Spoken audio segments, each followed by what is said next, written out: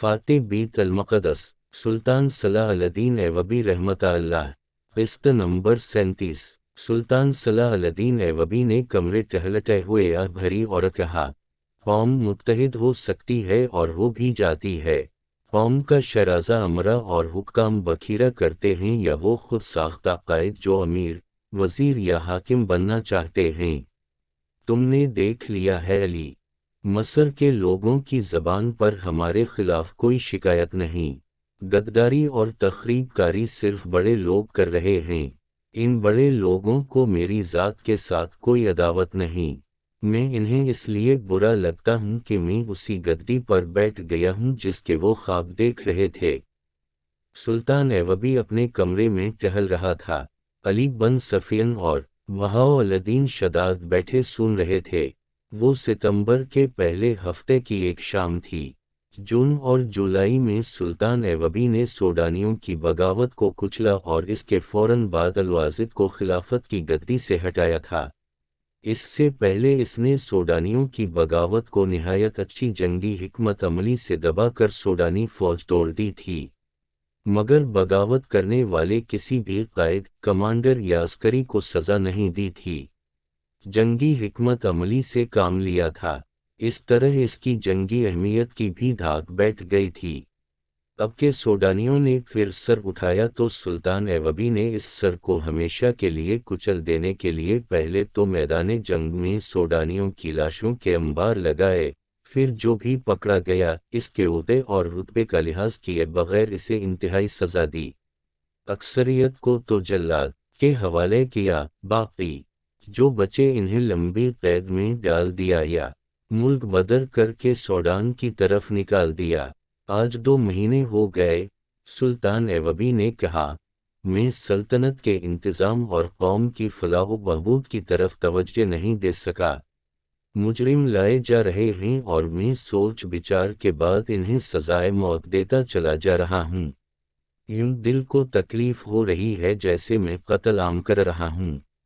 محترم امیر، بہاء الدین شداد نے کہا، ایک کافر اور ایک مسلمان ایک ہی قسم کے گناہ کریں تو زیادہ سزا مسلمان کو ملنی چاہیے، کیونکہ اس تک اللہ کے سچے دین کی روشنی پہنچی پھر بھی اس نے گناہ گیا۔ کافر تو عقل کا بھی اندھا ہے، مذہب کا بھی اندھا۔ آپ اس پر غم نہ کریں کہ آپ نے مسلمانوں کو سزا دی ہے۔ وہ غدار تھے، سلطنت اسلامیہ کے باغی تھے، انہوں نے اسلام کا نام مٹی میں ملانے کے لیے کافروں سے اتحاد کیا۔ میرا اصل غم یہ ہے شداد، سلطان ایوبی نے کہا، کہ میں حکمران بن کے مصر نہیں آیا۔ اگر مجھے حکومت کرنے کا نشہ ہوتا تو مصر کی موجودہ فضا میرے لیے سازگار تھی۔ جنہیں صرف عمارت کی گدی سے پیار ہوتا ہے، وہ سازشی ذہن کے حاکموں کو زیادہ پسند کرتے ہیں۔ وہ قوم کو کچھ دیے بغیر لوگوں کو دلکش مگر جھوٹے رنگوں کی تصویریں دکھاتے رہتے ہیں۔ اپنے ذاتی عملے میں شیطانی خصلت افراد کو رکھتے ہیں۔ وہ اپنے ماتحت حاکموں کو شہزادوں کا درجہ دیے رکھتے ہیں اور خود شہنشاہ بن جاتے ہیں۔ میں کہتا ہوں کہ مجھ سے یہ گدی لے لو، لیکن مجھ سے وعدہ کرو کہ میرے راستے میں کوئی رکاوٹ کھڑی نہ ہو۔ میں جو مقصد لے کر گھر سے نکلا ہوں وہ مجھے پورا کر لینے دو۔ نور الدین زنگی نے ہزاروں جانوں کی قربانی دے کر اور دریائے نیل کو عرب کے مجاہدوں کے خون سے سرخ کر کے شام اور مصر کا اتحاد قائم کیا ہے۔ مجھے اس متحد سلطنت کو وسعت دینی ہے، سوڈان کو مصر میں شامل کرنا ہے، فلسطین کو صلیبیوں سے چھڑانا ہے، صلیبیوں کو یورپ کے وسط میں لے جا کر کسی گوشے میں گھنٹوں بٹھانا ہے، اور مجھے یہ فتوحات اپنی حکمرانی کے لیے نہیں اللہ کی حکمرانی کے لیے حاصل کرنی ہے، مگر مصر میرے لیے دلدل بن گیا ہے۔ وہ کون سا گوشہ ہے جہاں سازش، بغاوت اور غداری نہیں؟ ان تمام سازشوں کے پیچھے صلیبی ہیں۔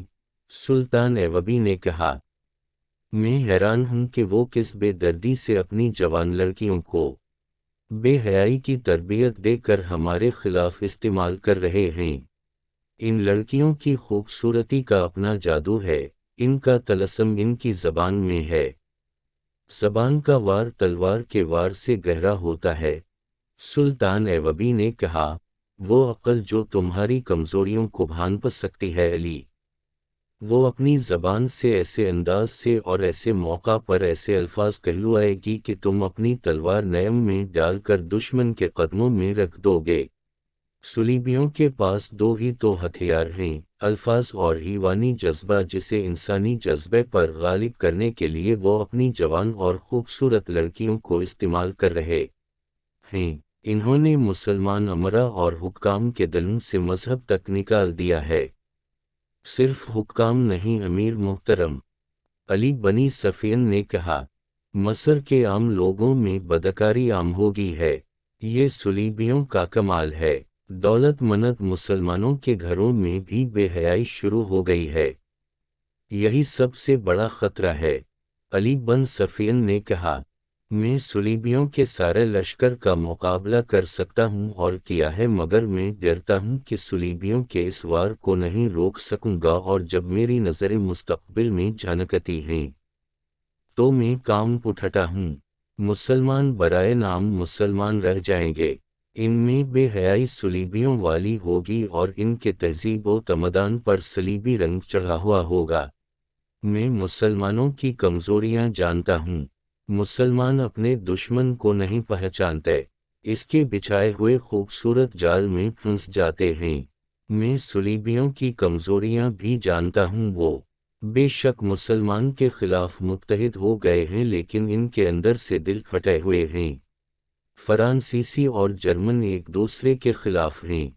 बरतानवी और अतालवी एक दूसरे को पसंद नहीं करते। वो मुसलमान को मुश्तरक दुश्मन समझकर उखटते हैं, लेकिन इनमें अदावत की हद तक इख्तिलाफ हैं। इनका शाह ऑगस्टस दोकला बादशाह है। बाकी भी ऐसे ही हैं, मगर इन्होंने मुसलमान अमरा को औरत के हुस्न और ज़रूर जवाहरात की चमक दमक से अंधा कर रखा है। अगर मुसलमान अमरा मुत्तहिद हो जाएं तो सलीबी चंद दिनों में बिखर जाएं। अब फातिमी खिलाफत को ख़त्म करके मैंने अपने दुश्मनों में इजाफा कर लिया है। फातिमी अपनी गद्दी की बहाली के लिए सोडानियों और सुलीबियों के साथ साजबाज कर रहे हैं। इनके शायर को कल सजाए मौत दे दी गई है। अली बन सफियन ने कहा, जिसका मुझे बहुत अफसोस है। सुल्तान ऐवबी ने कहा, अमारता अलमीनी की शायरी ने मेरे दिल पर भी गहरा असर किया था, मगर इसने अल्फाज और तरनम को चनगारियां बनाकर इस्लाम के खरमन को जलाने की कोशिश की है। अमारुलमीनी इस दौर का मशहूर शायर था। इस दौर में और इससे पहले भी लोग शायरों को पैरों और पैगंबरों जितना दर्जा देते थे। शायर अल्फाज और तरनम से फौजों में जज्बे की नई रूह फूनक दिया करते थे। यही दर्जा इस मुसलमान शायर को हासिल था। इसने लोगों जो मकाम पैदा कर रखा था, इसे इसने इस तरह इस्तेमाल करना शुरू कर दिया था कि एक तरफ वो लोगों में जिहाद का जज्बा पुख्ता करता था और साथ ही फातिमी खिलाफत की गज़मत की धाक लोगों के दिलों में बैठाता था। इसे फातिमी खिलाफत की इतनी पशत पनाही हासिल थी कि इसने सुल्तान ऐवबी के खिलाफ जहर उगलना शुरू कर दिया था। इसके आखिरी अशार ये थे, मुझे फातिमी खिलाफत की मोहब्बत का तना देने वालों, मुझ पर लानत भेजो। मैं तुम्हें लानत के लायक समझता हूँ। फातिमी महल्लात की वीरानी पर आंसू बहाओ। इनमें रहने वालों को मेरा पैगाम दो कि मैंने तुम्हारे लिए जो जख्म खाए हैं वो कभी मुंदमिल ना होंगे। इसके घर अचानक छापा मारा गया था। वहां से दस्तावेजी सबूत मिला था कि वो सिर्फ फातिमी खिलाफत का ही खैर ख्वाह नहीं बल्कि सुलीबियों का वजीफ़ा ख्वार भी है। सलीबी इसे इस मकसद के लिए वजीफ़ा देते थे कि वो मिस्रियों के दिलों पर फातिमी खिलाफत को गालिब करे और सुल्तान ऐवबी के खिलाफ नफरत पैदा करता रहे। इसे सजाए मौत दे दी गई थी। जिस कौम के शायर भी दुश्मन के वजीफ़ा ख्वार हों, इस कौम के लिए ज़िल्लत और रसोई है। सुल्तान ऐवबी ने कहा, दरबान अंदर आया और कहा कि मज़लूल खलीफा अल-वाजिद का कासद आया है। सुल्तान ऐवबी के माथे के शिकन गहरे हो गए। इसने कहा, खिलाफत के सवा ये बूढ़ा मुझसे और क्या मांग सकता है। दरबान से कहा, इसे अंदर भेज दो। अल-वाजिद का कासद अंदर आया और कहा, खलीफा का सलाम पेश करता हूँ। वो खलीफा नहीं है। सुल्तान ऐवबी ने कहा, 2 महीने हो गए हैं इसे मसूल हुए। वो अपने महल में कैद है। मुआफ़ी चाहता हूँ काबिल सद-इहतराम अमीर। कासद ने कहा, आदत के तहत मिना से निकल गया है। अलवाजिद ने बाद अज सलाम कहा है कि बीमारी ने बिस्तर पर डाल दिया है, उठना मुहाल है। मिलने की ख्वाहिश है। अगर अमीर मुहतरम तशरीफ ला सकें तो एहसान होगा। सुल्तान ऐवबी ने बेकरारी से कहा, अपनी रान पर हाथ मारा और कहा, वो मुझे बल्ला रहा है क्योंकि वो अभी तक अपने आप को खलीफा समझता है। नहीं अमीर मसर, कासद ने कहा, इनकी हालत बहुत खराब है। महल के तबीब ने खतरे का इजहार किया है।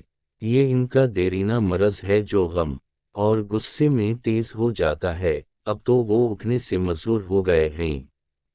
कासद ने जरा झिझक कर कहा, इन्होंने ये भी कहा है कि आप अकेले तशरीफ लाएं। राज की 2-4 बातें हैं जो किसी दूसरे के सामने नहीं की जा सकें। इन्हें बाद अज सलाम कहना सलाह अल-दीन ऐवबी राज की सब बातें जानता है।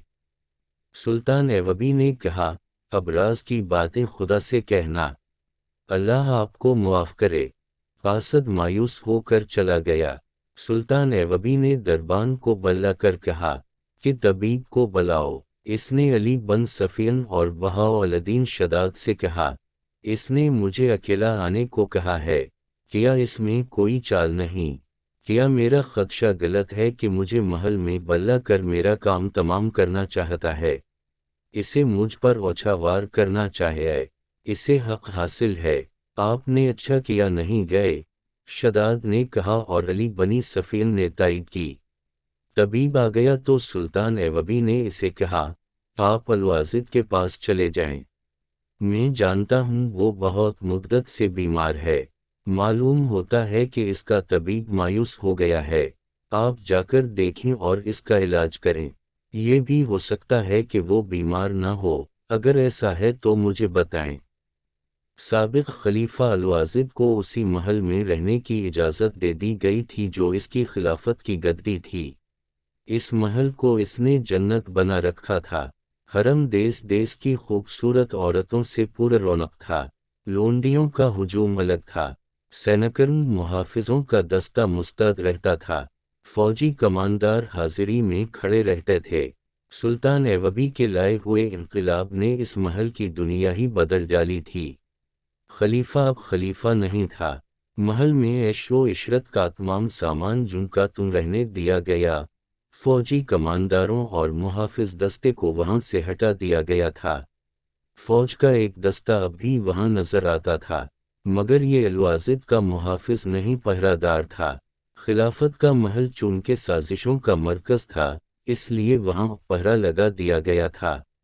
अलवाजिद अब अपने महल में कैदी था। वो बूढ़ा था और दिल के मरज का मरीज था। खिलाफत छन जाने का गम, बुढ़ापा, शराब और ऐशो इशरत ने इसे बिस्तर पर डाल दिया था। चंद दिनों में वो लाश की मानद हो गया था। इसकी तैमादारी के लिए 2 अधेड़ उम्र औरतें और एक खादिम इसके कमरे में मौजूद थे। अलवाजिद आंखें खोलता, इन्हें देखता और आंखें बंद कर लेता था। महल का तबीब इसे दवाई पिला गया था। 2 जवान लड़कियां कमरे में आईं। ये अलवाजिद के हरम की रौनक थीं।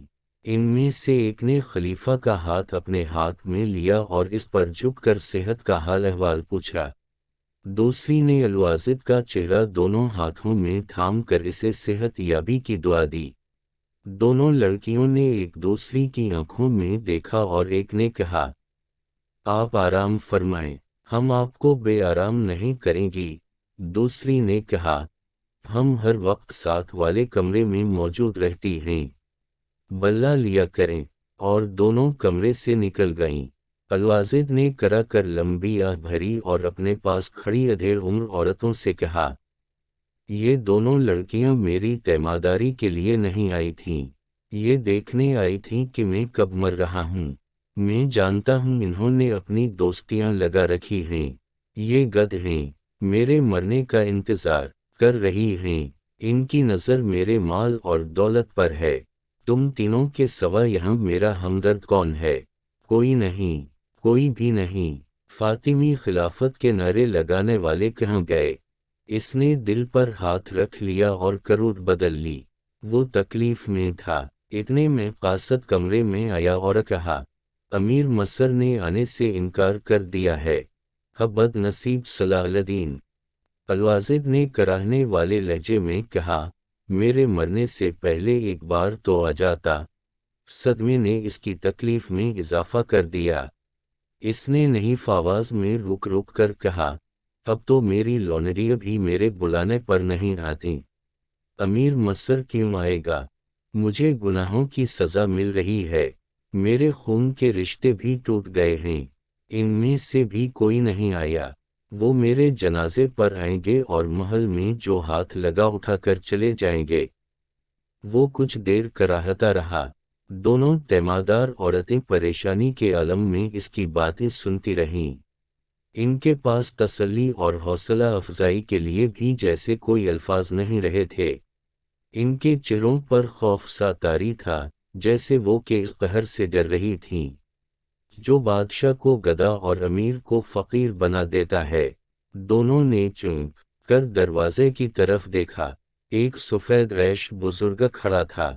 وہ ذرا رک کر اندر آیا اور الواجد کی نبضہ پر ہاتھ رکھ کر کہا، السلام علیکم، میں امیر مصر کا طبیب خاص ہوں۔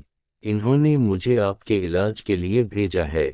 کیا امیر مصر میں اتنی سی بھی مروت نہیں رہی کہ آ کے مجھے دیکھ جاتا؟ الواجد نے کہا، میرے بلانے پر بھی نہ آیا۔ اس کے متعلق میں کچھ نہیں کہہ سکتا۔ طبیب نے کہا، انہوں نے مجھے آپ کے علاج کے لیے بھیجا ہے۔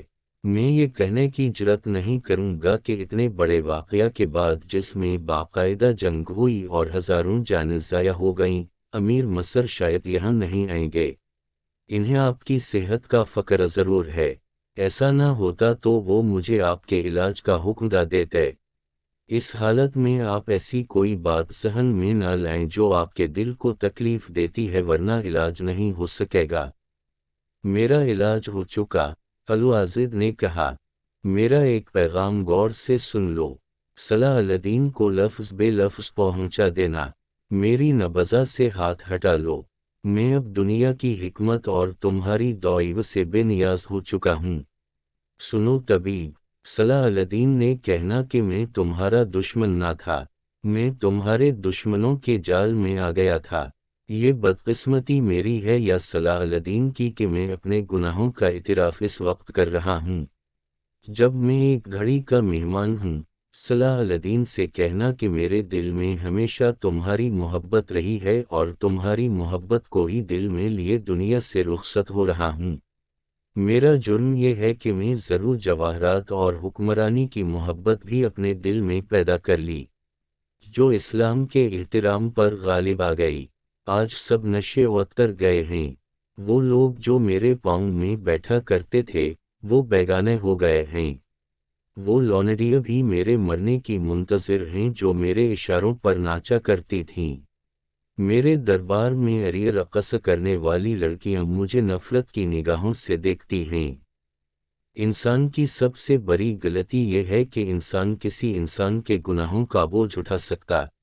ان کم بختوں نے مجھے خدا بنا ڈالا، مگر آج جب حقیقی خدا کا بلاوا آیا ہے تو مجھ پر یہ حقیقت روشن ہوئی ہے۔ میں نے اس کو نجات کا ذریعہ سمجھا ہے کہ اپنے گناہوں کا اعتراف کر لوں اور صلاح الدین کو ایسے خطروں سے خبردار کرتا جاؤں جن سے شاید وہ واقف نہیں۔ اسے کہنا کہ میرے محافظ دستے کا سالار رجب زندہ ہے اور سوڈان میں کہیں روپوش ہے۔ وہ مجھے بتا کر گیا تھا کہ فاطمی خلافت کی بحالی کے لیے سوڈانیوں اور قابل اعتماد مصریوں کی فوج تیار کرے گا اور وہ صلیبیوں سے جنگی اور مالی امداد لے گا۔ صلاح الدین سے کہنا کہ اپنے محافظ دستے پر نظر رکھے، اکیلا باہر نہ جائے، رات کو زیادہ محتاط رہے کیونکہ رجب نے فدائیہ کے ساتھ ہیوبی کے قتل کا منصوبہ بنا لیا ہے۔ اسے کہنا کہ مصر تمہارے لیے آگ اگلنے والا پہاڑ ہے، تم جنہیں دوست سمجھتے ہو وہ بھی تمہارے دشمن ہیں، اور وہ جو تمہاری آواز کے ساتھ آواز ملا کر وسیع سلطنت اسلامیہ کے نعرے لگاتے ہیں، ان میں صلیبیوں کے پالے ہوئے سانپا موجود ہیں۔ تمہارے جنگی شعبے میں فیض الفاطمی بڑا حاکم ہے، مگر تم نہیں جانتے کہ وہ تمہارے مخالفین میں سے ہے۔ وہ رجب کا دست راست ہے۔ تمہاری فوج میں ترک، شامی اور دوسرے عربی نسل کے جو کماندار اور سپاہی ہیں، ان کے سوا کسی پر بھروسہ نہ کرنا۔ یہ سب تمہارے وفادار اور اسلام کے محافظ ہیں۔ مصری فوجیوں میں قابل اعتماد بھی ہیں اور بے وفا بھی۔ تم نہیں جانتے کہ تم نے جب سوڈانی لشکر پر فیصلہ کن حملہ کیا تھا تو حملہ آور دستوں میں 2 دستوں کے کماندار تمہاری چال کو ناکام کرنے لیے تمہاری ہدایات اور احکام پر غلط عمل کرنا چاہتے تھے، لیکن تمہارے ترک اور عرب سپاہیوں میں جوش اور جذبہ ایسا تھا کہ اپنے کماندار کے حکم کا انتظار کیے بغیر وہ سوڈانیوں پر قہر بن کر ٹوٹے، ورنہ یہ 2 کماندار جگن کا پانسا پلٹ کر تمہیں ناکام کر دیتے۔ الوازد مری آواز میں رک کر بولتا رہا۔ طبیب نے اسے 1-2 مرتبہ بولنے سے روکا تو اس نے ہاتھ کے اشارے سے اسے چپ کرا دیا۔ اس کے چہرے پر پسینہ اس طرح آ گیا تھا جسے کسی نے پانی چھڑک دیا ہو۔ دونوں عورتوں نے اس کا پسینہ پونچھا، لیکن پسینہ چشمے کی طرف پھوٹتا آ رہا تھا۔ اس نے چند ایک اور انتظامیہ اور فوج کے حکام کے نام بتائے جو سلطان ایوبی کے خلاف سازشوں میں مصروف تھے۔ ان میں سے زیادہ خطرناک فدائی تھے جن کا پیشہ پورا اصرار قتل تھا۔ وہ اس فن کے ماہر تھے۔ الوازد نے مصر میں صلیبیوں کے اثر و رسوخ کی بھی تفصیل سنائی اور کہا، انہیں مسلمان نہ سمجھنا، یہ ایمان فروخت کر چکے ہیں۔ صلاح الدین سے کہنا کہ اللہ تمہیں کامیاب کرے اور سرخرو کرے، لیکن یہ یاد رکھنا کہ ایک تو وہ لوگ ہیں جو چوری چھپے تمہیں دھوکہ دے رہے ہیں، اور دوسرے وہ لوگ ہیں جو خوشامد سے تمہیں خدا کے بعد کا درجہ دے دیں گی۔ یہ ان لوگوں سے زیادہ خطرناک ہیں جو چوری چھپے دھوکہ دیتے ہیں۔ دشمنوں کو زیر کر کے جب تم اطمینان سے حکومت کی گدی پر بیٹھو گے تو میری طرح دونوں جہاں کے بادشاہ نہ بن جانا۔ سدا بادشاہی اللہ کی ہے۔ اسی مصر میں فرعونوں کے کھنڈر دیکھ لو، میرا انجام دیکھ لو، اپنے آپ کو اس انجام سے بچانا۔ اس کی زبان لڑکھڑانے لگی۔ اس کے چہرے پر جہاں کاکرب کا تاثر تھا وہاں سکون سا بھی نظر آنے لگا۔ اس نے بولنے کی کوشش کی مگر حلقے سے خراٹے سے نکلے۔ اس کا سر ایک طرف لڑک گیا اور وہ ہمیشہ کے لیے خاموش گیا۔ واقعہ ستمبر 1171 کا ہے۔ سلسلہ جاری ہے۔